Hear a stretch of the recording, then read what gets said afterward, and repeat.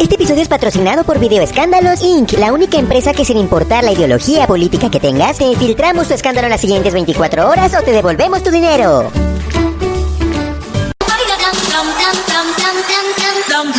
Política, tecnología, noticias y opinión. Esto es Ágora Cosmopolita.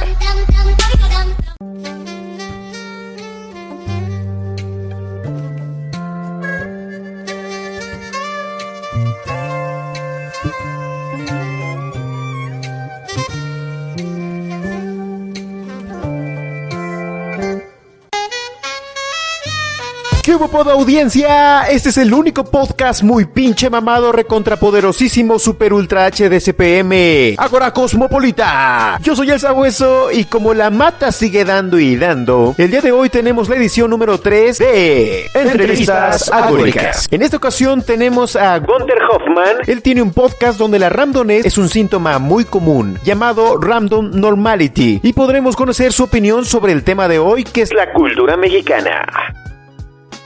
Esta entrevista fue grabada el 21 de agosto del 2020. Bienvenidos a una sección más de entrevistas agóricas. El día de hoy tenemos un invitado especial, a un compañero podcaster que el día de hoy pues nos dio la oportunidad aquí entre su pesada agenda para platicar un ratito. Bienvenido, Memo. Gunther, ¿cómo quieres que te llamemos? Sí, puedes llamarme Gunther. Esa es la forma en la que puedes con mis redes sociales. Perfecto, Gunther. Bueno, pues bienvenido aquí a Ágora Cosmopolita. El día de hoy la intención es que te puedan conocer estas dos audiencias, tanto de tu público que seguramente estará creciendo día con las reproducciones, y también de este lado de la comunidad cosmopolita, que tratamos de traerles personalidades muy interesantes. Les comparto que antes de entrar en grabación ya estaba empezando la conversación, entonces hoy auguro que será una muy buena entrevista. Perfecto, pues hola, muy buenas tardes. Así es, yo soy Gunther, por así decirlo. Ese es mi nombre en las redes sociales, en mi Facebook. Fíjate que es curioso porque realmente no he escogido como tal como un seudónimo, o si voy a utilizar mi propio nombre, que es Guillermo, o sea, no tengo ningún problema en decirlo. Pero pues estamos ahí ahorita haciendo este proyecto. Podcast se titula Random Normality. Es un proyecto que pues apenas tiene básicamente un mes de vida. Surge un poco como de esta cuestión del ocio, de la situación actual que estamos enfrentando todos. Ya todos entenderán de qué se trata. Y en 2020 no hay que explicar esas cosas, ¿verdad? Ya todo el mundo está con la catarsis a la mitad del cuello, ¿no?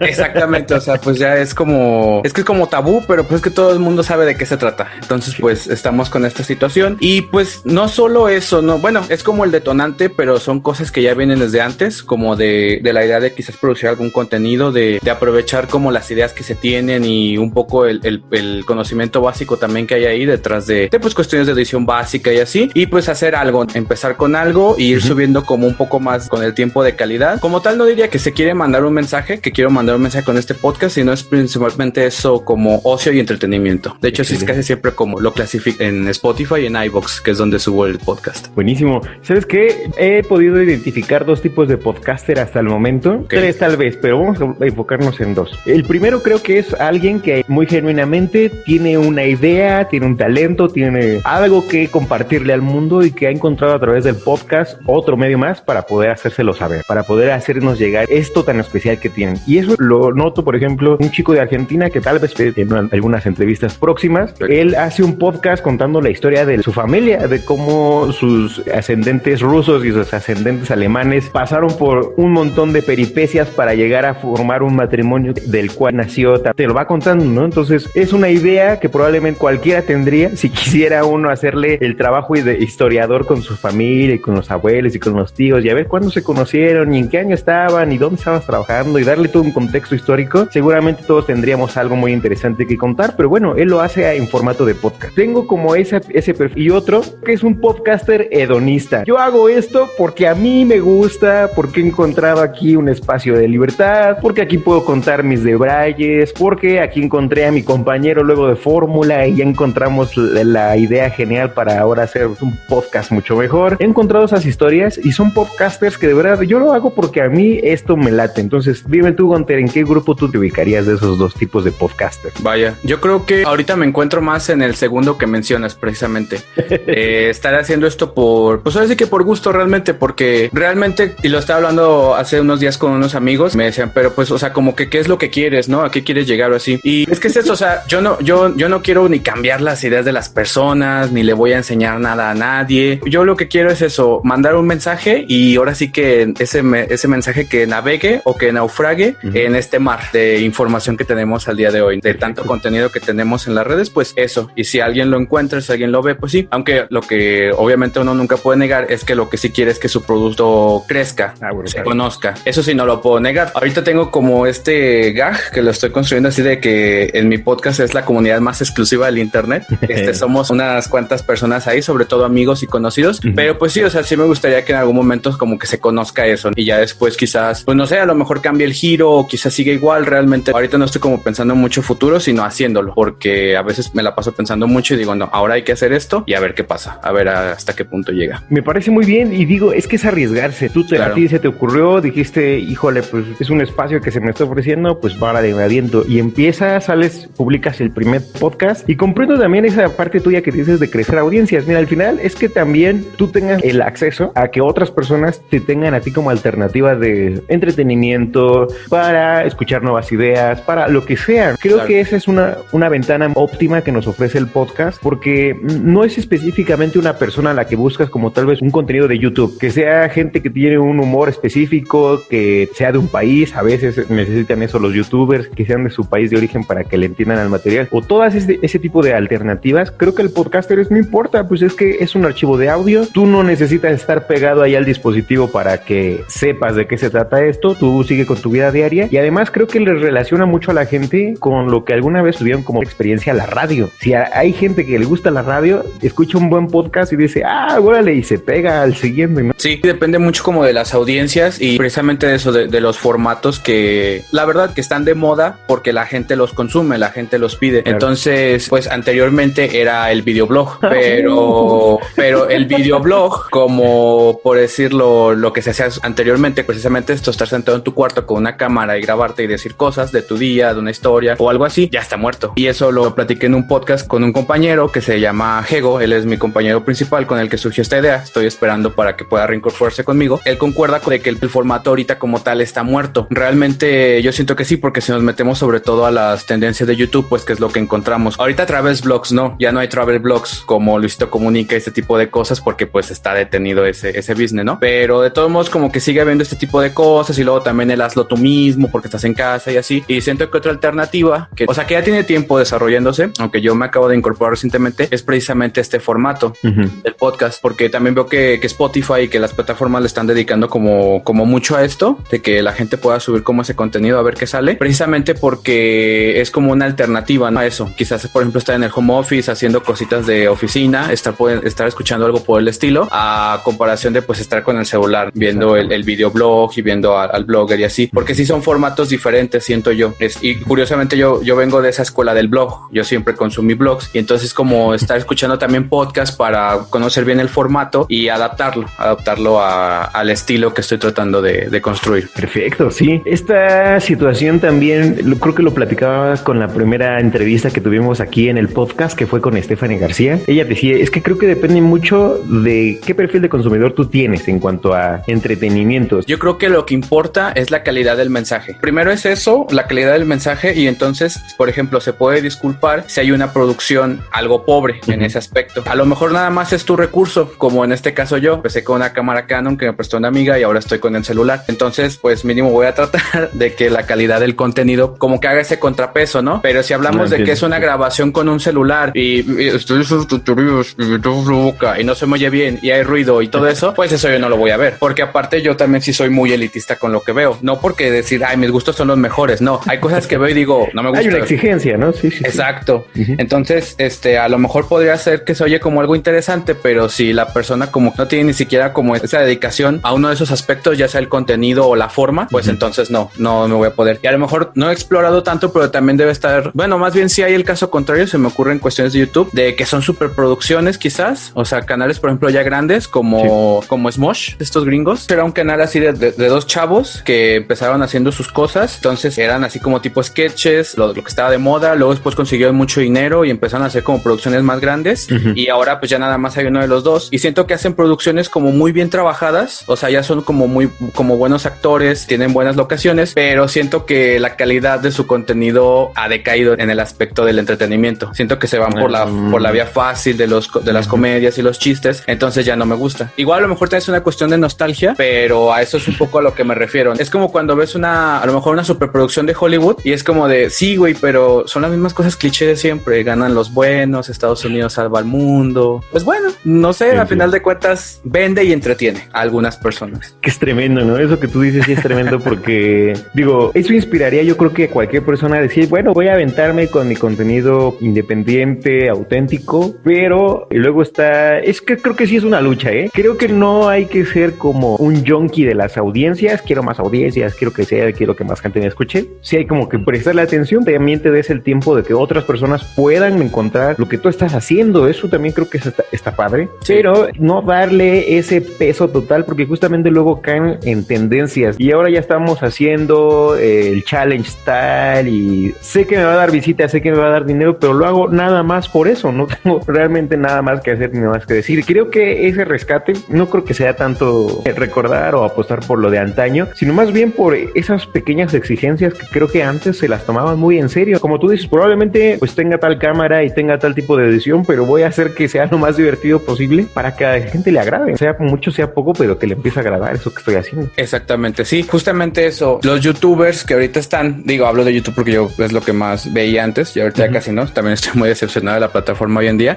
Pues es eso, todo creció gracias a la viralidad, ¿no? De los retos, de todo ese tipo de cosas. A final de cuentas es un camino respetable. Si la gente quiere tomar eso, ¿no? Pues es completamente válido. Es como también la gente ahorita que se mete a TikToks y sigue las tendencias. Y es bien curioso cómo cada plataforma es más rápido, cada plataforma explota más. En YouTube las tendencias duraban un mes y ahora en TikTok duran 3 días, pero esos 3 días son de millones de vistas, de reproducciones, de contenidos, de likes, de comentarios, de ¿cómo se llaman estos? Los duetos, los dúos. Es así como impresionante, ¿no? Esta forma en la que las cosas se dan. Y pues hay gente que se va un poquito más por la tangente de a lo mejor hacer otras cosillas y así. Y pues ya también eso dará resultados, ya dependiendo del esfuerzo que cada uno ponga en lo que hace. Definitivo. Para entrar un poquito en plática y pues que también la audiencia sepa cuál es el pensamiento de estos podcasters que están dedicándole tiempo a subir contenido a estas plataformas. Para ti, según palabras de Gunter, ¿cómo podría definir lo que es cultura mexicana? Cultura mexicana. Cultura mexicana es ser y hacer tranzas. ¡Ah! ¡Wow! Declaraciones fuertes. ¿Por qué, Gunter? Fíjate que también eso sí, no lo he querido impregnar mucho en el podcast, pero yo soy muy fatalista a veces, muy negativo. Empecé con eso porque obviamente somos mucho más que eso, ¿no? Pero empecé con eso porque ahorita pues es lo que está tronando todo el día en las noticias, la cuestión de la Lozoya y la cultura de la corrupción. Creo que está muy fuerte porque nos habla precisamente de una realidad que todos los mexicanos conocemos. Claro. Al final de cuentas las escalas de corrupción las vivimos en todos lados. A veces lo quieren vender como una bola de nieve, como el comercial que había donde una muchacha le daba un soborno a un policía y después ese mismo policía la secuestraba. O sea, era así como ese boom de una cosa a otra, así bien directo. Lo recuerdo, ¿nunca lo llegaste a ver? Fue por los 2009, 2008 más o menos esos comerciales. Sí, ya tienen ratillo. Entonces sí, era así bien directo, ¿no? Así como 10 años. Ajá. Así de no te tomes una cerveza porque vas a chocar y te vas a morir. Así de, espérate tantito. O sea, tampoco es tan así, creo yo. Pero sí es muy presente, ¿no? Esta cuestión de la corrupción todo el tiempo en las noticias. Fue como una explosión así de todo eso, de los presidentes y así. Y más allá de cultura mexicana, híjoles, pues creo que también sí es como un poco de este estereotipo quizás latino, como de fiesta y desmadre y de unión familiar. Creo que son elementos muy presentes de la cultura mexicana, ¿no? La festividad. Uh-huh. Ahorita pues estamos muy limitados en nuestras posibilidades, pero pues es bien común, ¿no? Al final de cuentas nuestro estilo como de fiesta y así, he observado a través de las redes así que sí difiere mucho de cómo son en otros lados. Entonces creo que también es parte como de eso, de esa unión familiar y luego después cómo formamos esos lazos y cómo lo disfrutamos haciendo fiesta, haciendo carnavales, las guelaguetzas que duran un montón de días. Es increíble, ¿no? Cómo un mexicano tiene aguante para todo eso. Pues, obviamente todas las personas tienen como su personalidad diferente a pesar de lo que dicte como el canon social de los lugares donde vivimos, precisamente. O sea, a pesar de que estamos en México, pues no todos son reventados, ni todos traen el tequila en la mochila para hacer el desmadre ahorita. Y así como no todos los alemanes son así cuadrados y y rectos y Sí. aburridos, pero creo que sí hay esa picardía en el humor mexicano que hace que la gente quiera más. Como también siento que un poco antes de esto también estaba mucho el stand-up. Ah, Entonces, bueno, claro, sí. también pues es eso, ¿no? Es esa picardía bien acá, ¿no? Como ¿cómo se llama? De los más grandecitos, este señor, Franco Escamilla, que hasta fue a hacer uno a Japón toda una gira, Netflix, ya lo consideran de los comediantes chidos aquí en México, digo, y empezó así, claro, en ese formato. Exactamente, entonces siento que esa picardía es como lo que gusta, ¿no? Porque, por ejemplo, de los podcasts número 1 que están en Spotify, es, por ejemplo, La Cotorrisa, que no soy tan fan de eso, pero sí lo conozco, o sea, digo, ok, entiendo como por qué. Y Esa audiencia no lo vieron, pero puso una cara de ¿qué? ¿Qué es eso? Exactamente. Entonces así como de ok, como que entiendo por qué. Y otro caso que en lo personal veo mucho, que también es de los números unos, es ¿cómo se llama? El de Cosas. Claro. Cosas de Jacobo Wong Sí. y Roberto. Entonces, o sea, son como dos esferas muy diferentes. Claro. Estos güeyes de Cosas están como bien serios y los otros es como ese cotorreo. Y pues yo siento que es, por ejemplo, ese tipo de cosas lo que suben. Y es ahí donde se ven las diferencias. Y en cuanto a contenido español, pues ahorita sí estoy perdido en cuestión de podcast, porque como te menciono, soy más nuevo en este medio, pero el humor de antaño, por así decirlo, de YouTube, pues a mí se me gustaba mucho. Ese humor así como, que son como ácidos y no, ellos como que no recurren mucho al humor negro ni así. Ajá, como no requieren de esas cosas, sí, entiendo. Exacto, son como cosas muy ácidas. Sí. Entonces, pues puede ser que vayan por ahí, o ya veremos también cómo nos sorprenden en ese caso. Yo concibo a la cultura como una unión de mentes. Todos tenemos un sistema de realidad en la cabeza que viene de nuestra familia, nuestro contexto, nuestras realidades, digamos la particularidad, lo que no puede ser controlable ni generalizable para nadie, el idioma, etcétera. Pero ya una vez entrando en términos culturales, es algo que no importa si naciste en el norte, en el sur, si eres rico o si no tienes tanto dinero, o si eres de una familia de intelectuales y otra que no ni siquiera el leer era algo importante o algo que se tenía que considerar como positivo. Es decir, esa cultura nos atraviesa a todas y a todos, no importa en dónde nos encontremos ni en dónde estemos. Yo creo que dentro de esos aspectos generales uno podría entrar la comida. Yo creo que es algo que no importa de verdad en qué estrato o en qué superficie de la sociedad te encuentres. Si eres mexicano, estamos atravesados por ese arquetipo. Otro yo diría que también es la música, y un tercero probablemente las imágenes de alguna manera, porque hasta hace algunos años como que era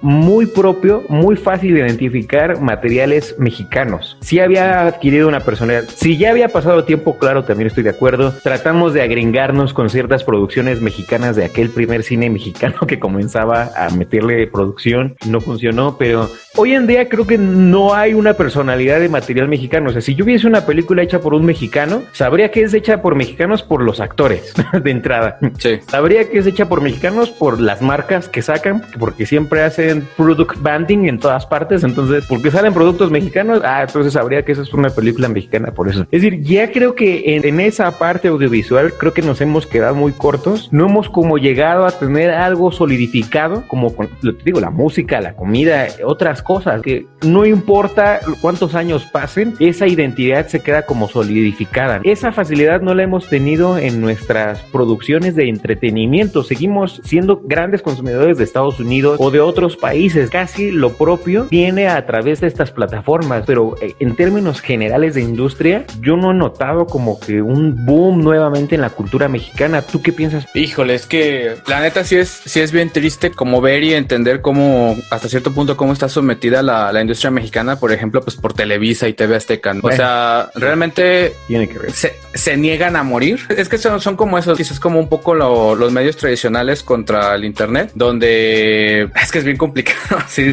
tocaste un tema bien complicado y se me ocurrieron muchas cosas como para contestar. Primero que nada, está esta cuestión precisamente de lo que hablabas del cine, como de cómo se construye. Todos tenemos cultura y parte de eso lo construyó el cine mexicano, desde cosas como las películas de Pedro Infante y también la música en ese entonces, así como de José Alfredo Jiménez y todo eso, la vida no vale nada, todo este tipo de cosas. Eso es parte de un imaginario común, muy esparcido entre todo el mexicano. Ha llegado hasta nuestras generaciones y seguramente llegará unas cuantas más adelante. Luego después, como que viene, que a mí la verdad también me parece muy muy, muy nefasto toda esa cuestión así del sombrerudo mexicano y el macho. Sí, eso, como, claro. o sea, ya, eso ya murió. Y aparte es esta cuestión como que si llega un declive, por ejemplo, los gringos piensan eso, si ven una película se dicen, Simón, si voy a México voy a ver un pinche mexicano con un traje en un caballo y su sombrero y va a ir a la oficina, güey. Entonces como de, sí, obviamente. Dando un salto muy grande al día de hoy, como cuáles son los arquetipos como de mexicano que imperan en, por ejemplo, en la cultura gringa, en la cultura americana, pues por ejemplo un Derbez. Madre de Dios,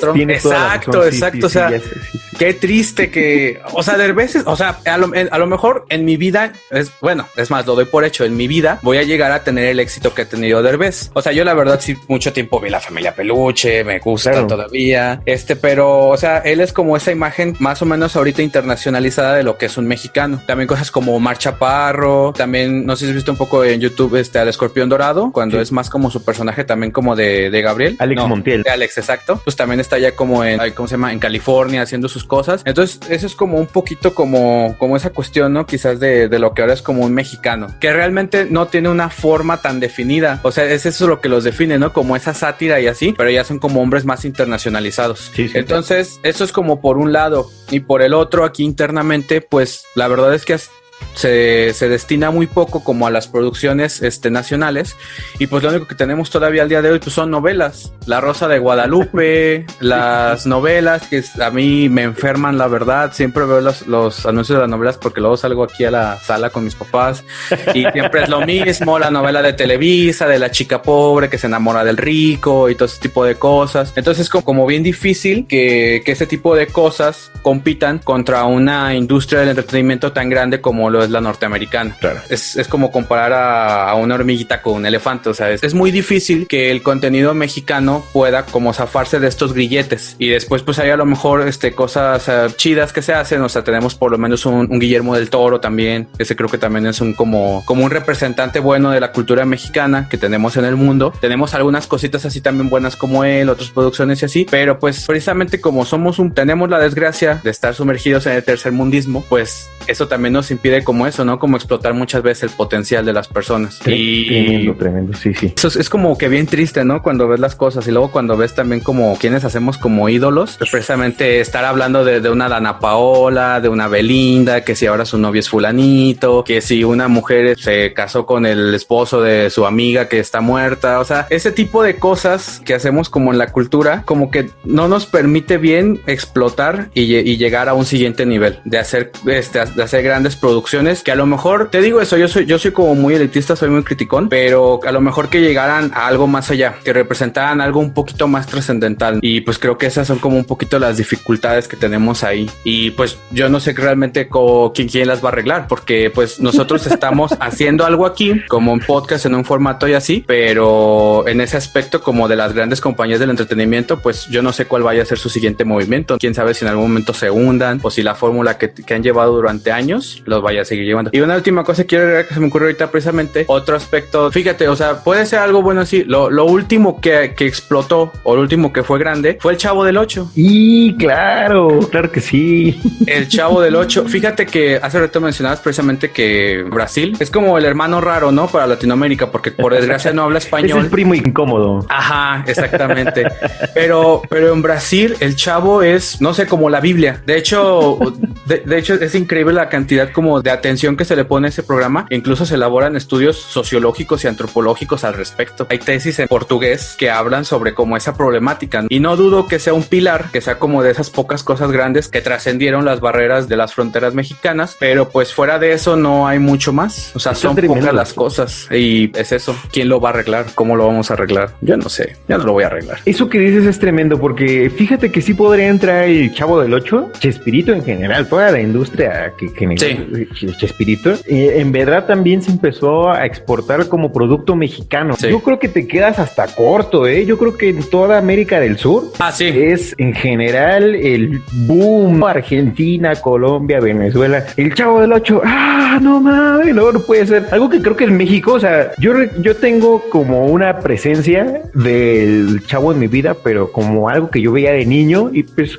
no significaba nada más. Algunas cosas probablemente sí estuvieron buenas, graciosas, bla, bla, bla, se queda el meme para toda la vida porque es un arquetipo mexicano, y hasta ahí, ¿no? Muchas gracias. Creo que lo máximo que podríamos llegar a presumir, estoy un poco relacionado con el mundo del cómic, entonces probablemente algo que teníamos como muy identificado es el Chapulín Colorado. Ese es nuestro héroe mexicano, esa es nuestra marca nacional. Pero para ellos, de verdad, para Sudamérica, es como, wow, no mames, Chespirito, el dios de la comedia, y el Chavo del Ocho, wow, el mejor programa del mundo, jamás había existido algo así tan cabrón, ¿no? Entonces, wow, tremendo. También eso es un problema, que se genere un producto tan popular que llegue hasta esos niveles, de verdad, de desquicio, y de repente, pero hay cosas mejores que Chespirito, ¿por qué no checan ese otro material? Sí, pero es que Chespirito es lo chido, ¿no? No es lo que verdaderamente nos gusta. Sí. Entonces, también fue un problema, porque el hecho de que si le ponemos tantito de análisis al Chavo, la neta hay cosas que dices, wow, qué cuidado, esto tómese y véase con prudencia, porque tampoco esto es México, tampoco así somos todos los mexicanos, y esto es una representación, digamos, de un retrato, porque hablaba de una época y un contexto social sin lugar a dudas, hablaba de clases y de la lucha que hay entre las clases dentro de México, hablaba de ciertos lugares y personalidades de poder, hablaba de nuestra dinámica, de cómo somos hombres con mujeres y viceversa, etcétera. O sea, hablaba de muchas cosas, pero te digo, ya si le ponemos 3 segundos de atención, igual ya podremos decir muchas cosas de las que verdaderamente no era. Entonces, te digo, creo que como mexicanos podemos hacerlo.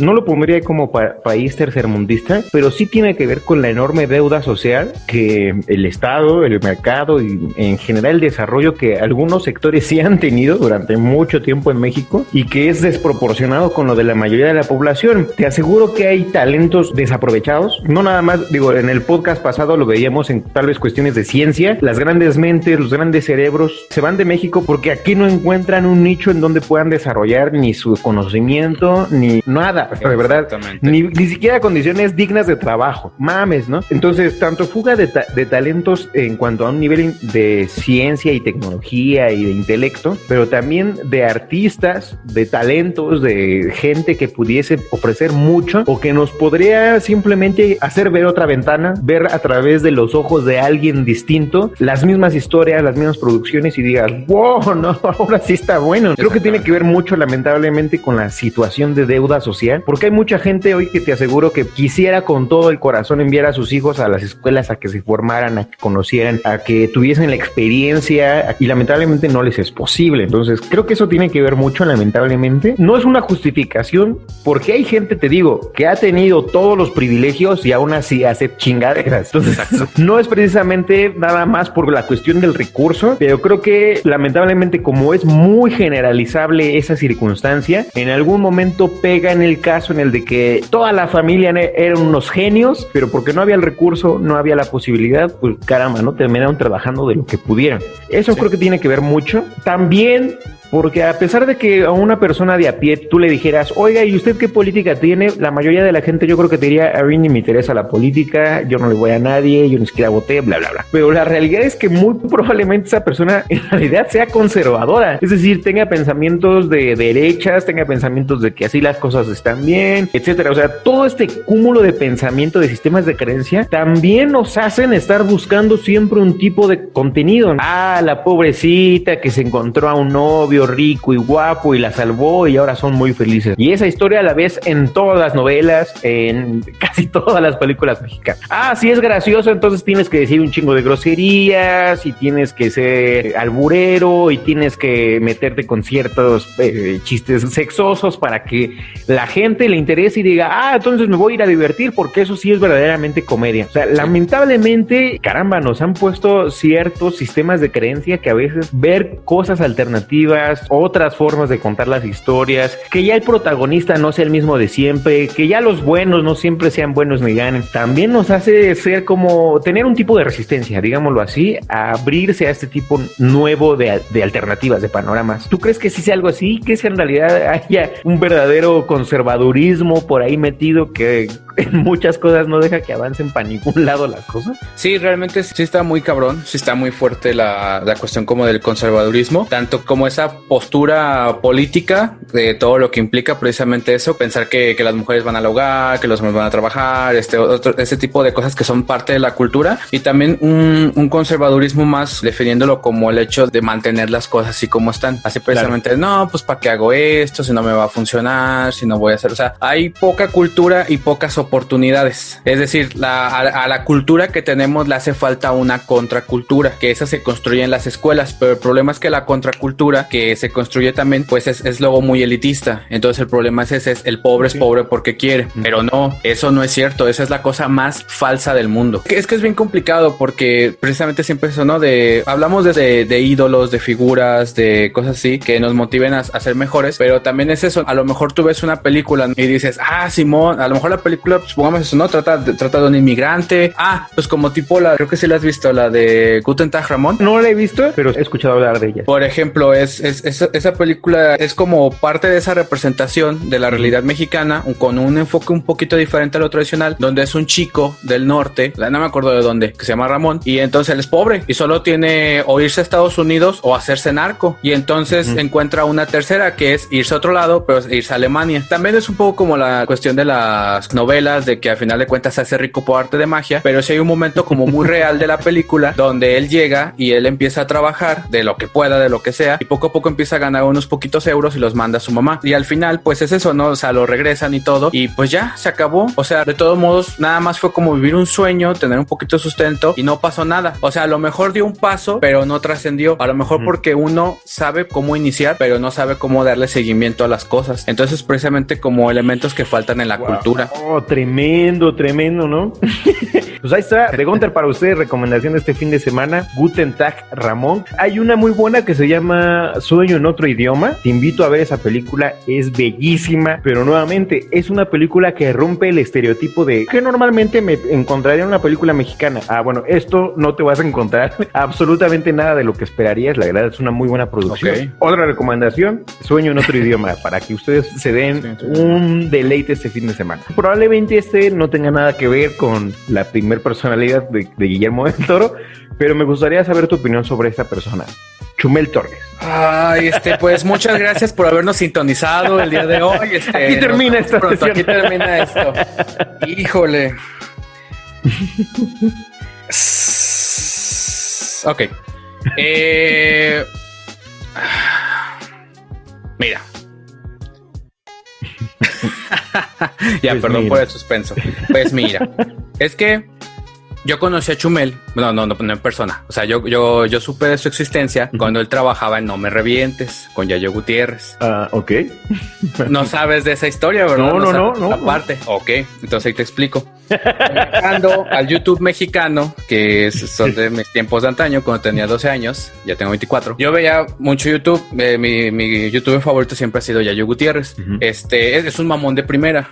Y hasta cierto punto ahí también en personajes como él apoyó mi filosofía. Entonces, Yayo Gutiérrez, hubo un tiempo donde empezó a meter gente a lo bestia a su canal. De ahí salió Alex Stretchy, Huxi, un montón de youtubers que ahorita están también. De ahí mismo también él ayudó mucho a impulsar a Luisito Comunica. Luisito Comunica siempre estuvo en su onda, pero pues él también, gracias a la unión con Yayo Gutiérrez en No Me Revientes, esta también pequeña industria como el Whatever Tomorrow Crew creció mucho. En uno de esos experimentos que hizo Yayo Gutiérrez salió Chumel Torres, que era precisamente este noticiero con una parodia de presentador que era Chumel. Entonces siento que esa parodia, o sea, es cuando te vuelves esquizofrénico y no sabes distinguir entre el personaje y tu realidad.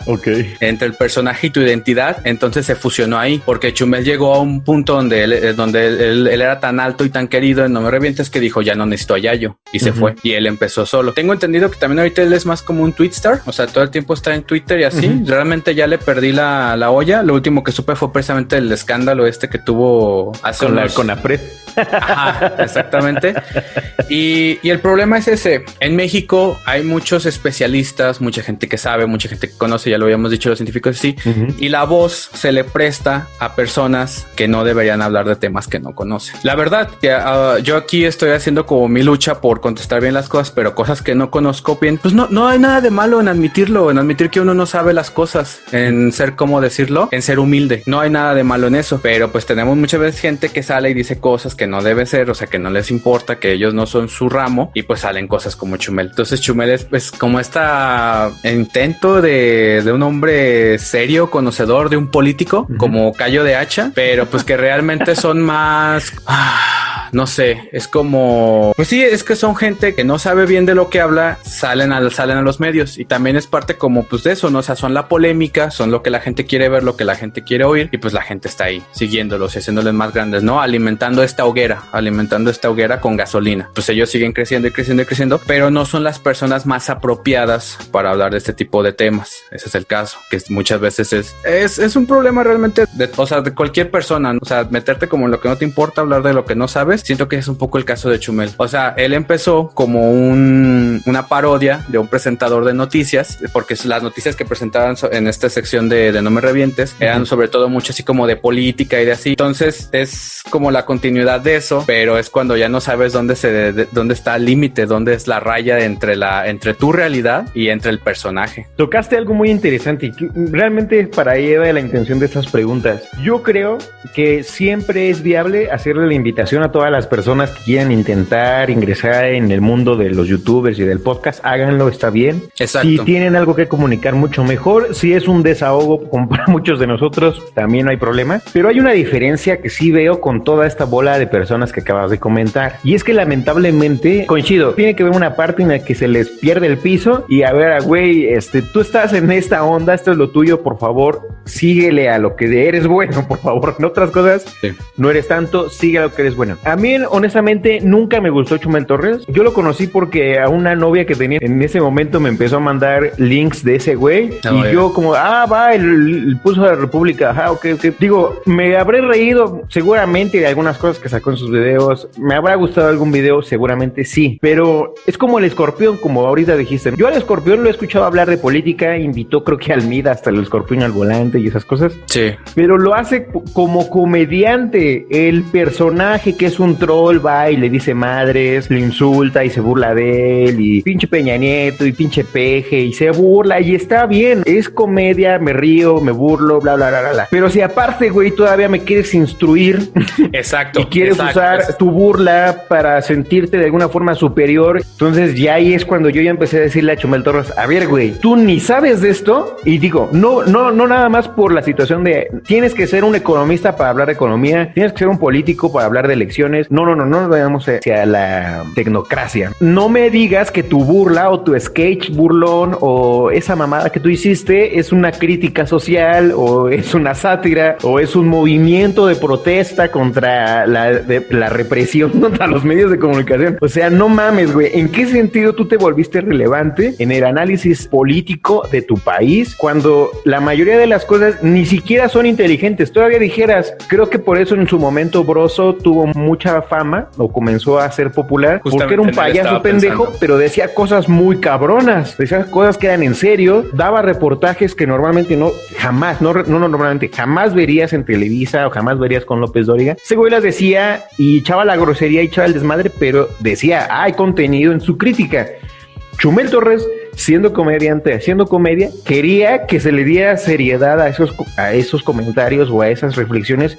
Güey, no mames, no hay un límite enorme, y no es por coartar libertad de expresión, es para que entienda la gente que si quieren pasarse al otro charco del análisis, es decir, ya no nada más es comedia, no nada más es desmadre, sino también me quieres dar a comunicar algo, que yo aprenda algo, que conozca algo, que me entere de algo, ya hay un mayor nivel de exigencia, yo no nada más es porque quieras hacerte el chistoso. Creo yo, ese es mi problema, no sé tú cómo lo veas. Por ahí, por lo menos con los personajes que tú mencionaste, ahí nos tenemos que aguantar lo que ellos. Exactamente. Entonces, por ejemplo, en la televisión, pues también ahorita ya hay más variedad de opinión. Al final de cuentas, todo es en lo mismo. O sea, chocó un camión. López Dóriga, sí, chocó el camión.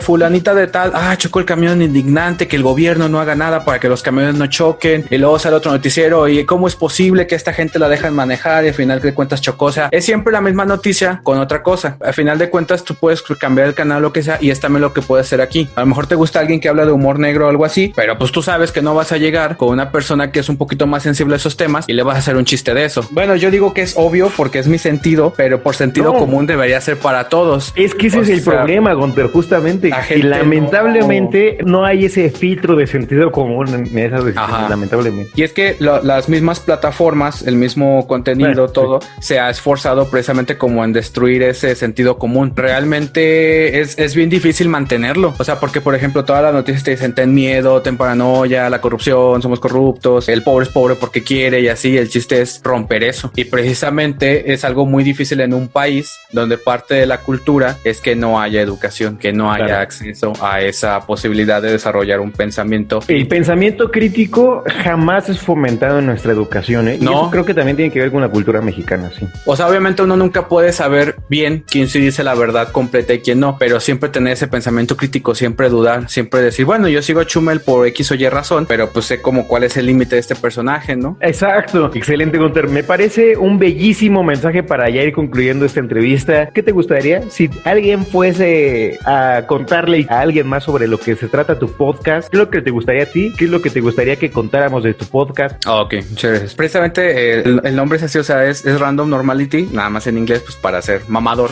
parte de esa tendencia. Pero ustedes sí están promoviendo todo un espíritu random, es decir, actúa random, piensa random, random. Sí, o sea, realmente no, siento que el único hilo ahorita que hay, como en los podcasts, es como de los medios, o sea, hablamos del cine, de las películas, de eso, pero no es como tal el concepto del podcast, o sea, es nada más como ahorita, y el chiste es eso, o sea, un espacio misceláneo, aleatorio, random, de diferentes temas, diferentes cosas. Ahorita acabo de subir uno con los compañeros de la secundaria, donde hablamos de esa transición de la secundaria a la universidad, y ahora que sí es lo que nos toca. Entonces, pues es eso, un espacio completamente de ocio y entretenimiento. ¿Cómo se llama tu canal de YouTube? Es Random Normality. Random Normality. ¿Y cómo te encontramos en Twitter y en Facebook? Yo te voy a seguir, ¿eh? Yo estoy como Casa Sabueso en Twitter. Esa es una de las pocas redes que ahí andamos siguiendo porque Twitter es ahí está el chisme, ¿eh? Es la verdulería del 2020.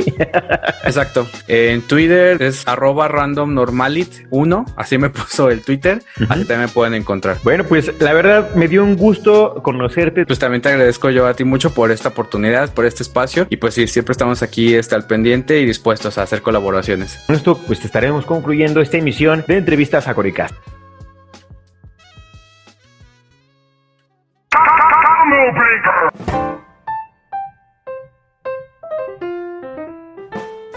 Excelentes entrevistas y con todo esto conocemos un poco más del secreto mundo de los podcasters. Esperamos que les haya gustado la edición de hoy de Entrevistas Agóricas y no olviden seguir en sus diferentes plataformas a Gunter y darle la oportunidad al espíritu random. Antes de irnos les dejamos la recomendación para el eterno scroll de Netflix y puedan sobrevivir este fin de semana. El día de hoy les traemos The Umbrella Academy. Es una serie de televisión de superhéroes estadounidense que comenzó en 2019, desarrollada por Steve Blackman para Netflix. Es una adaptación de la serie de cómics homónima escrita por Gerard Way desde 2017 y publicada por Dark Horse Comics. Su primera temporada adapta las series limitadas Apocalypse Suite y Dallas y se estrenó el 15 de febrero de 2019. En abril de ese mismo año, la serie se renovó para la segunda temporada que se lanzó el pasado 31 de julio ya de este amoroso 2020. La trama sigue a los miembros separados de una familia disfuncional de superhéroes nacidos en circunstancias extrañas, llamada The Umbrella Academy, que trabajan juntos para resolver la misteriosa muerte de su padre mientras se enfrentan a muchos conflictos debido a sus personalidades y superpoderes divergentes. Además, deben enfrentarse a la amenaza del apocalipsis. De hecho, tanto en la primera como en la segunda temporada. Pero es una de esas series que hay que darle la oportunidad. Muy probablemente en los primeros capítulos sientan que avanza de forma lenta y el estado inicial de los personajes no es para nada emocionante. Sin embargo, estamos hablando aquí de un camino de desarrollo y crecimiento por parte de estas personas que vemos dándolo todo en sus respectivas actuaciones emociones, por lo que además aplausos al casting. En mi opinión, La segunda temporada es la mejor porque vemos mucho de lo abordado en los primeros capítulos, pero ahora ya asentado en sus personalidades, y la historia pone el tono ideal para que tengamos una serie que provoca querer saber más y más sobre el mundo que plantean. Además, todo es aderezado con una fotografía interesante, con la combinación de múltiples estilos de cámara que son un complemento a toda la narrativa, además de una excelente música, que colorea con emociones en los momentos indicados. Es una excelente recomendación, incluso si ustedes no son fans del género cómic, no se la pierdan y denle una oportunidad. Hasta aquí el programa de hoy, les agradezco por haber descargado este archivo de audio. Si les gustó nuestro contenido, no olviden que estamos en todas las plataformas disponibles, desde Spotify, Apple Podcast, Google Podcast y YouTube, para que se suscriban y se enteren de los chismes, las personas y las opiniones que no se escucharán de esta manera en ningún otro lugar. Nos escucharemos en la siguiente emisión de Ágora Cosmopolita. Yo soy El Sabueso, fuera.